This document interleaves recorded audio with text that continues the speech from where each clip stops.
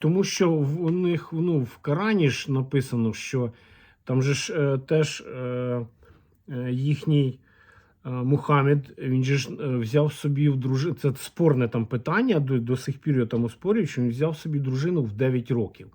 Ну це ж дитина. Возможность для эксплуатации. В течение года мы проводили скрытое расследование того, что происходит в святых местах Ирака. Такие временные браки незаконны в Ираке, но мы нашли представителей духовенства, готовых на это пойти.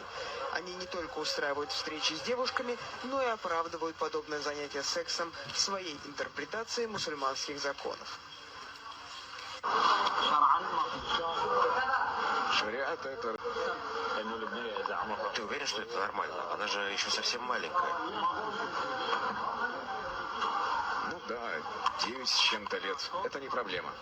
Це не проблема для них. Бачите, для священників, мусульман, знову ж таки,